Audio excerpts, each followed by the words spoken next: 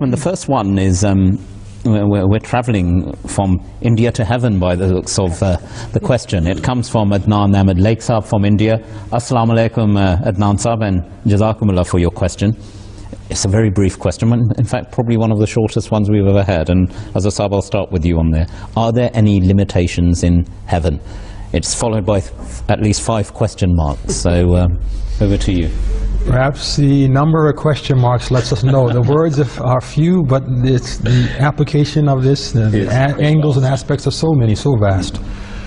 We just begin to speak about heaven as a place, and perhaps none of us sitting here can truly do justice to it, because the Holy Prophet Muhammad ﷺ said that of that place no mind has conceived, no eye has seen it, no ear has heard of the beauties of it. But he's still gone on to describe it through the revelation of the Holy Quran that was given to him, and in some of his own prophetic experiences. That what are we referring to in talking about heaven? Is it a place we will go to where there will now be a new world that has no link to the world we're in? Or is there some link to what we are doing right now in either making or marring our access to this place called heaven? And the Quran gives us the insight that heaven will be as dynamic spiritually as we are in this world.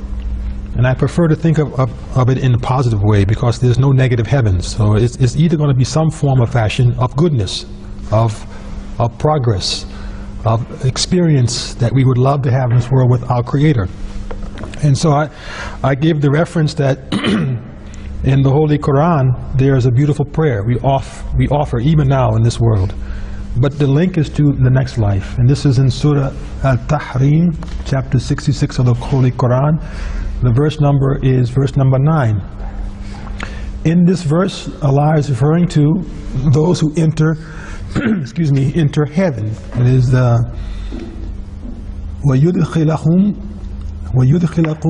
جَنَّةٍ تَجْرِي مِنْ تَحْتِهَا الْأَنْهَارِ, and will make you enter gardens, that is heaven, through which rivers flow. And once we enter this place where we call heaven, the believers pray something, and the prayers that mention, Rabbana atmim lana nurana, O our Lord, perfect for us our light.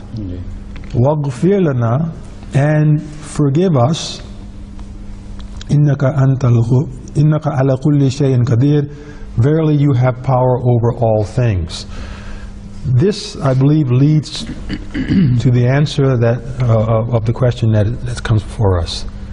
If the believers in heaven themselves are asking for a perfection that they haven't experienced, it means they're not in perfect states at all times. At all times, they will realize there's a greater perfection, and they want to strive for it.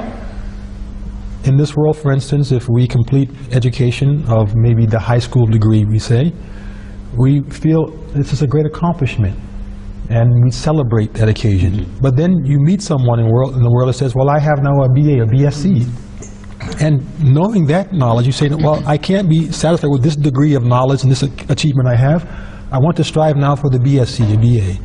And then you complete that course, and next thing you know, you meet someone who says, well, I have an MSc. You say, well, I can't be satisfied with this level of knowledge I have. I want more knowledge. You go to the level of a master.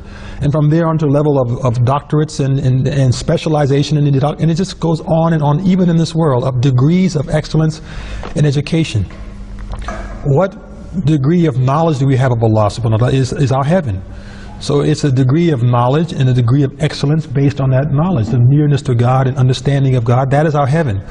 So if it's a very lower level or degree of knowledge, we are in heaven, but of that lower level. And we begin to realize there's a greater light, a greater knowledge, a greater experience we could attain. We'll see it and we'll want to attain it. And this is the meaning of this beautiful prayer, making heaven an everlasting experience of always moving forward, always this continuity of progression, illa masha'Allah, as long as Allah wills. But Quran even says in this world that the God cannot be manifested completely in this world He is a being with so many attributes that we have come to know, but so many we don't know. And the Holy Prophet Muhammad sallallahu alaihi wasallam, he is at the head of the list, so to speak, of those who have attained the greatest amount of knowledge and light, and we're all following him. And it will be so even in the next life, that he will attain the greatest knowledge and greatest light always, and we'll keep following him no matter where we rise, and thus heaven will be a continuity of experiences and elevation, spiritual elevation, and you can say a greater and greater intensity of the experience of this Jannah, this heaven that we will enter, inshallah. And so we should look forward to it, that not just reach there, relax, and start praising God and eating the grapes and drinking the wine or whatever form it is, but moving forward and progressing even in the life to come. So heaven is everlasting in that sense.